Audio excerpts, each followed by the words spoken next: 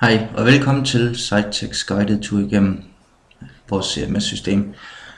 Det vi vil starte ud med lige ganske kort i dag, det er at finde ud af, hvordan vi kommer ind og administrerer selve vores artikler på vores CMS hjemmeside.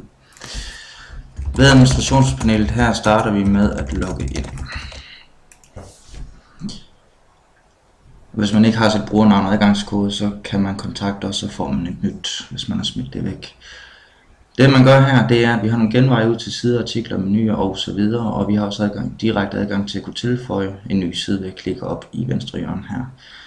Vi skal blot ind og se oversigten over de artikler, vi har.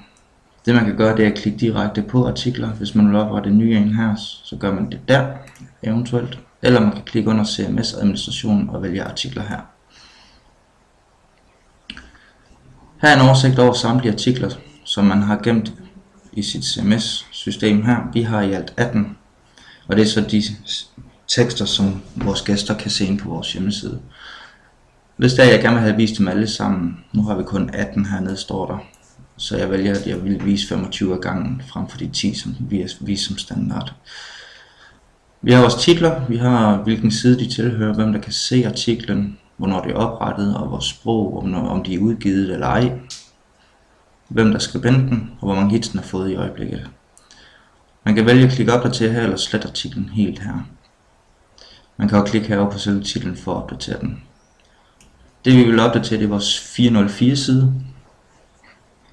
Og bare for at gøre den lidt mere brugervenlig, kan man sige. Lige nu står der med Sitetext CMS, kan man customize den.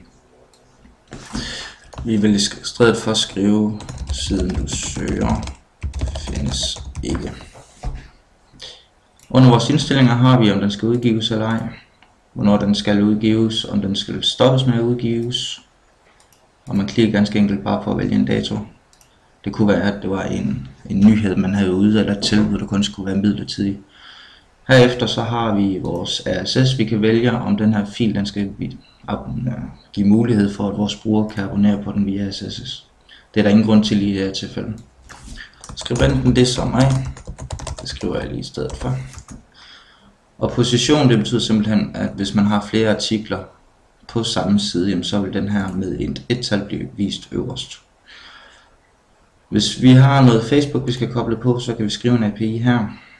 Og at vi har noget synes godt om, og noget vis kommentar. Det vælger vi så ikke at bruge på den her side her. Desuden så kan vi vælge vores layout, om det skal have en standard, eller den skal have det samme layout, som vi har fået specielt lavet til vores forside, men vi beholder bare den standard. Så klikker vi opdater artikel, og får beskeden at handlingen er gennemført. For at se vores side nu, så skal vi ind under vores frontend heroppe i menuen, og klikke på vores Static 404 side, som var den side vi tilkoblede siden på. Ganske enkelt så fortæller den nu, at siden vi søger, den findes ikke.